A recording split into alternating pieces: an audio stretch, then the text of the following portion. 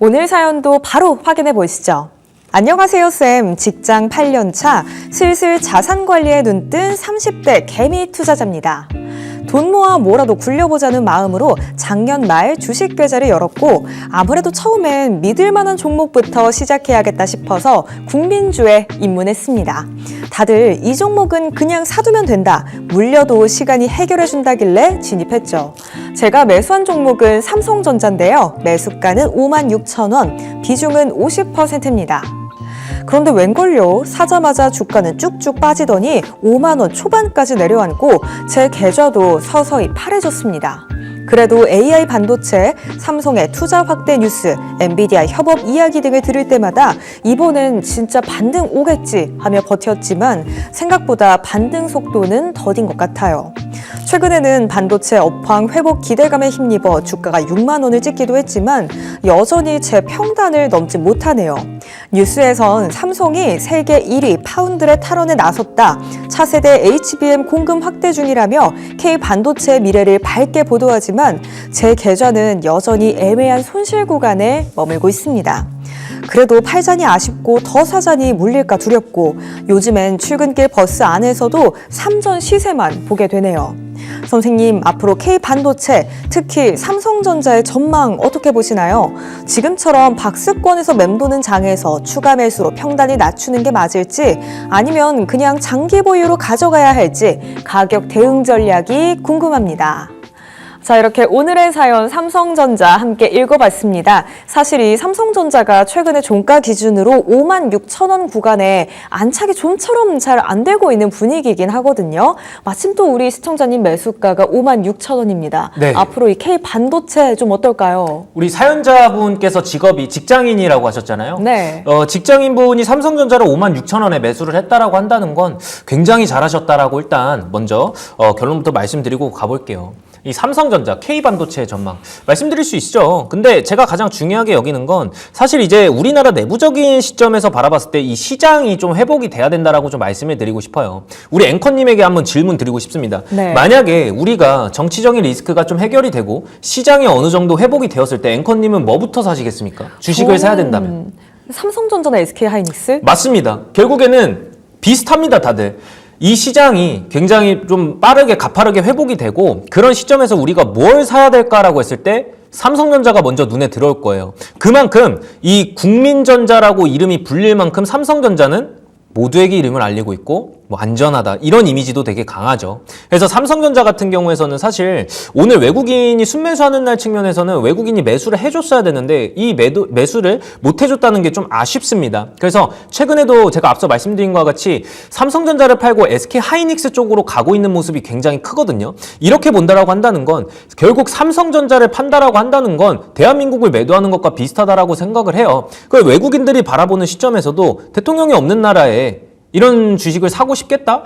글쎄요, 저였어도 제가 외국인이었어도 안 샀을 것 같은데. 그래서 제가 말씀드리고 싶은 건 어쨌든 뭐 오늘 삼성전자가 하락한 것도 옵션 만기일도 있었고 FOMC 일정도 있었고 그렇다 보니까 오늘 조금은 좋지 않은 그림도 좀 나타났다라고 좀 보고 있습니다. 그래서 뭐 오늘 0.5%가량 뭐 상승을 했다고 해도 너무 미미했죠. 뭐 SK하이닉스도 좀 계속 넘어가고 있긴 한데 저는 근데 그렇게 나쁘다고 보진 않습니다. 그래서 이 반도체 업황을 보자면은 뭐 이전부터 계속 많은 걸 많이 찾아봤다고 생각을 해요. 우리 사연자분도 뭐 공급 과잉이 있었다 그렇다고 해서 뭐 지금까지 공급 과잉도 아니고 감산하고 재고 조정 들어가고 뭐 이런 측면에서 봤을 때도 어느 정도 업황 회복에 대한 기대감도 있다 보고 글로벌 기업들 측면에서 봤을 때도 결국 반도체를 외면할 수 있을까? 저는 없다고 보거든요. 그래서 삼성전자가 그렇다고 기술적 측면에서도 그냥 루즈하게 계속 똑같은 기술로 반복한다? 아니라고 보고 있어요. 초미세 공정 양산 기술도 계속 들어가고 있고 계속 양산 기술도 계속 확보를 하고 있고 이런 측면에서 봤을 때는 삼성전자도 잘 해내고 있다라고 좀 말씀을 드리고 싶어요.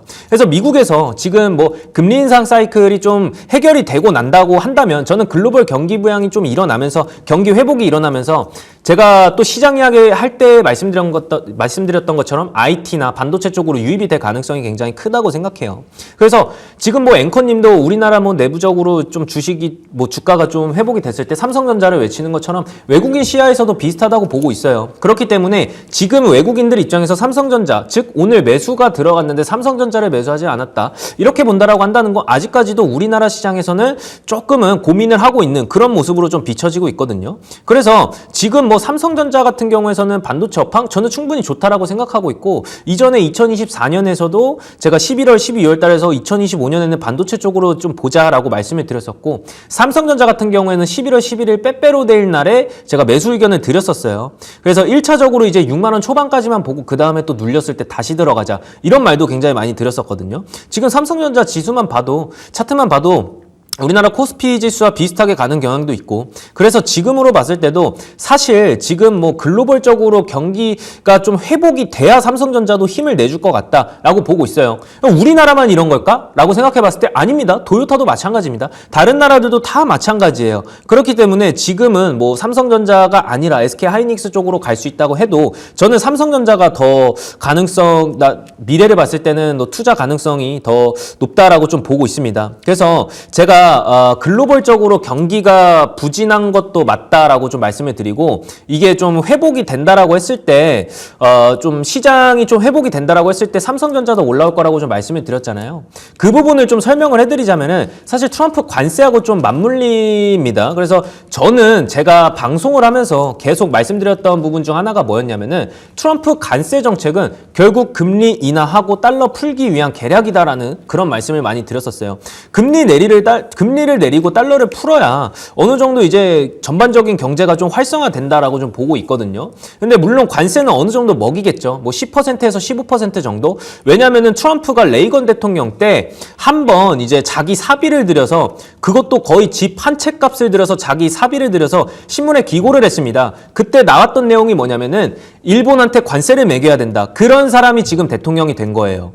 그러니까 관세를 매길 수는 있어요. 하지만 그게 터무니없거나 아니면 미디어 쪽에도 관세를 매기거나 저는 아니라고 보고 있어요. 그냥 저는 쇼라고 보고 있습니다. 그렇기 때문에 우리나라 시장도 그렇고 미국도 그렇고 결론적으로 말씀드리자면은 이런 이제 통화 스와프를 한 국가, 즉 미국 달러, 이게 좀 회복이 돼야 전반적으로 글로벌적으로 경제가 어느 정도 회복이 된다라고 봐요. 저는 트럼프는 그걸 노리고 있다라고 보고 있고, 그걸 노리기 위해서 페드와 싸우고 있는 것도 트럼프라고 보고 있습니다. 그렇기 때문에 지금 이제 미국은 사실 달러를 수출하는 나라잖아요. 페드하고, 그리고 그 다음에 또 미국하고 뭐 통화 수합을 한 그런 나라, 맺은 나라가 또 일본, 영국, 뭐 캐나다, 그리고 유로화, 스위스, 유럽 국가 이렇게 있는데, 이 나라들은 사실 돈을 막 찍어내도 망하지가 않아요. 근데 우리나라는 망해요. 대통령도 없고 경제부 장관도 없고 국무총리도 없고 군인도 없고 정보도 없습니다. 우리나라는.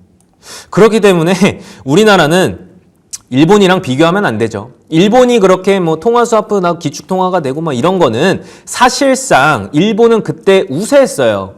미국보다 경제가 더 좋았다고요. 그래서 지금 우리나라랑 일본이랑 비교하는 것 자체가 코미디인데, 이 나라를 어떻게 헤쳐나가야 될지에 대해서는 국민이 한 뜻이 돼야 된다고 생각을 합니다. 국민이 하나로 뭉쳐도 살아날까 말까 이런 시국에서 참으로 걱정이 많이 됩니다.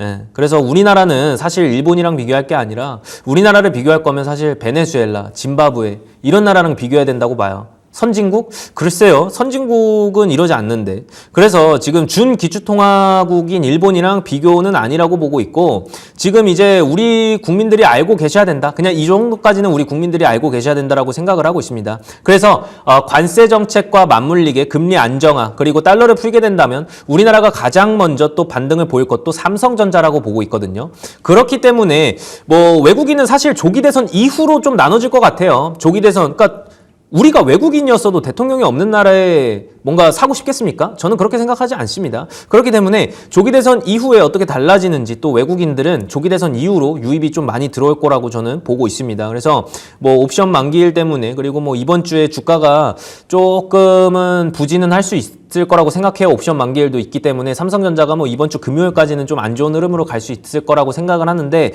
장기적인 시점에서는 저는 다른 관점이라고 좀 보고 있거든요. 그래서 뭐 계속해서 이야기가 나오고 있잖아요. 뭐 제2의 플라자 합의다. 뭐 이런 이야기가 월가에서 많이 나오고 있는데 제가 말씀드리고 싶은 거는 일본이랑 한국이랑 다르다 이거예요. 그래서 제2의 플라자 합의는 무슨 그냥 월가에서 나오는 기사를 고지고대로 다 믿을 필요는 없다라고 좀 말씀을 드리고 싶습니다. 그래서 결론적으로 이야기가 잠시 길어졌는데 삼성전자 같은 경우에서는 저는 지금 5만 원대에서 매수를 할 수 있는 것도 지금이 기회라고 보고 있어요. 그래서 딱히 우리 시청자님이 크게 걱정하고 추가 매수를 진행해야 되나? 라고 하는 거는 저는 뭐 추가 매수를 진행하셔도 되긴 하지만 굳이라는 생각이 들어요. 하실 거면은 만약에 삼성전자가 4만 원 밑으로 내려온다? 그때는 추가 매수 하셔서 비중 100% 가셔도 되겠지만 지금 시점에서는 굳이 그렇게까지 할 필요는 없다라고 좀 말씀을 드리고 싶습니다. 그래서 기본적 분석과 기술적 분석으로 좀 나눠서 설명을 드리자면 결국에는 삼성전자가 연간 실적으로 봤을 때 삼성전자는 매매하기가 참 쉬워요. 계속해서 이야기를 드렸지만 결국 2022년, 2023년, 2024년, 2025년 컨센서스지만